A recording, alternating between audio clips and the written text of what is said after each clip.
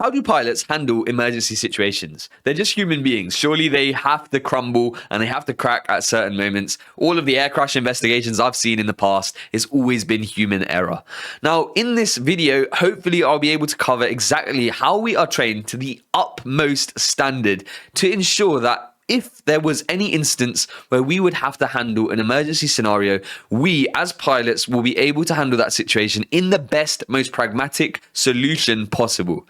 Now, first and foremost, who am I? I'm an airline pilot. And so I'd say I have a little bit of an understanding as to why and how we are trained to a very, very high standard in order to handle these particular scenarios.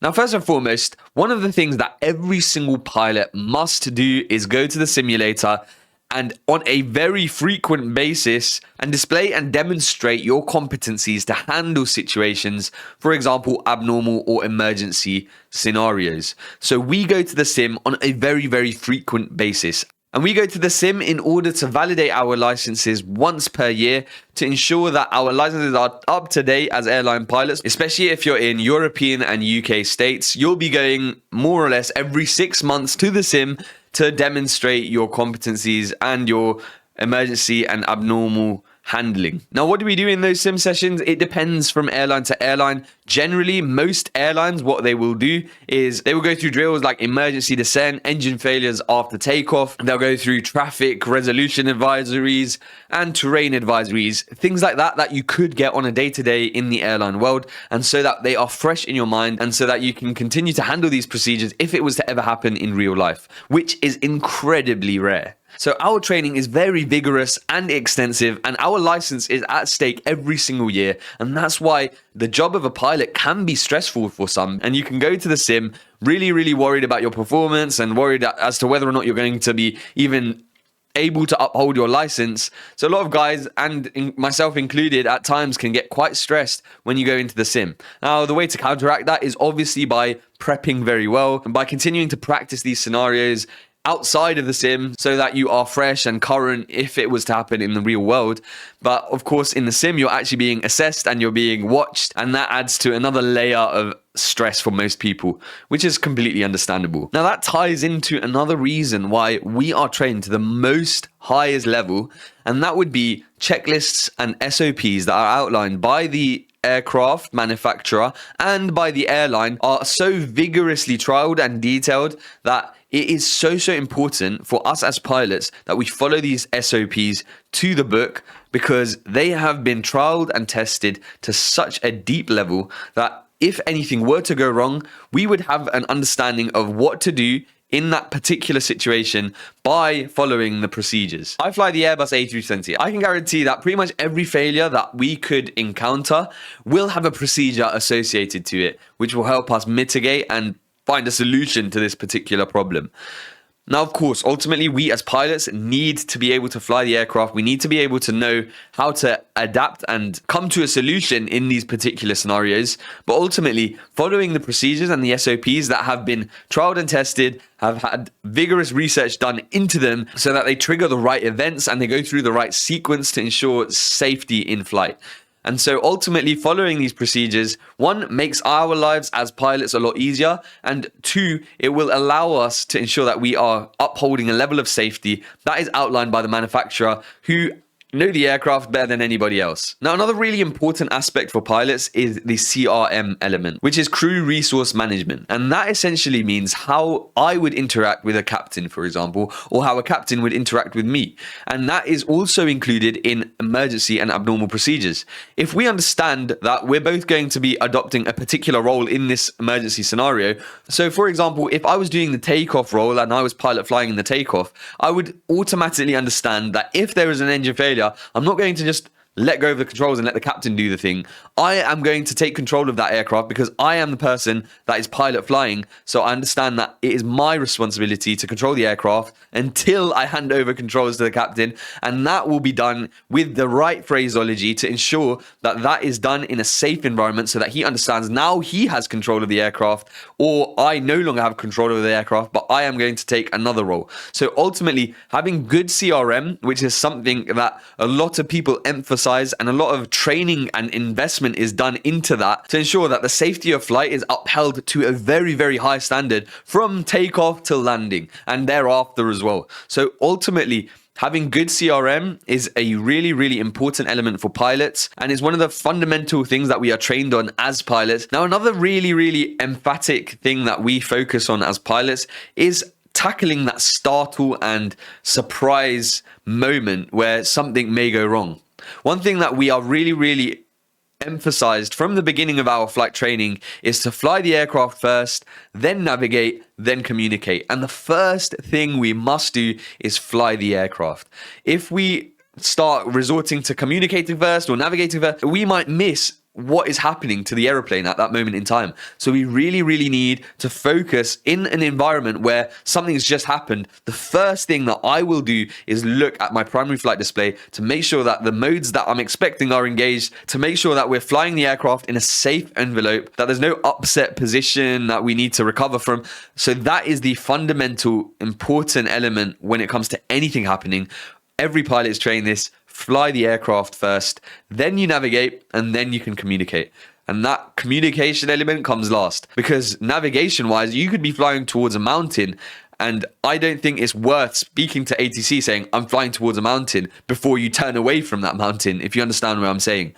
So ultimately, we are given this set order of doing things because it allows us to build a priority order when it comes to something that may be abnormal. And that is how we would handle that startle and surprise effect. And we are taught that in training as well. So throughout the entirety of our training, something that I personally heard on multiple occasions is fly, navigate, communicate. And that's an Airbus philosophy. There's also the same and equivalent in the Boeing world, which is aviate, navigate, communicate. It's the same thing. Ultimately, the first thing you must do is fly the aircraft. Make sure that the aircraft is in a safe envelope. Now, another thing that I personally utilize to ensure that I can remain calm in certain abnormal situations is to remain composed and to really, really focus on upholding a mindset that allows you to control your emotions. Something that people often neglect is the power in controlling your emotions and remaining composed under emotional situations. I mean, if you are someone that gets incredibly irate at people and you lose your cool so quickly outside of work, then when it comes to an environment where something is very highly stressful, you can find yourself completely collapsing. So actually working on that, if you guys are aspiring pilots, working on controlling your emotions outside of flying and work and education, working on controlling how you speak to your parents, how you speak to family, friends, those kind of things will actually translate in the cockpit. If you find that you are a very composed person outside, if something comes your way which you're thinking, oh, this is a really disruptive thing in my life, and all of a sudden, like, I've got to solve this really irritating problem, if you can approach those problems with composure, and I'm going to really focus on making sure that I get to the right solution in this particular problem that's outside of work, then when it comes to your work, when it comes to actually being in an environment where potentially other people's lives are at risk, where your life is at risk, then you will find that upholding a level of composure becomes more natural to you. If you're someone that really reacts emotionally, then in an environment where the stresses are at the most high, then you could find yourself really collapsing.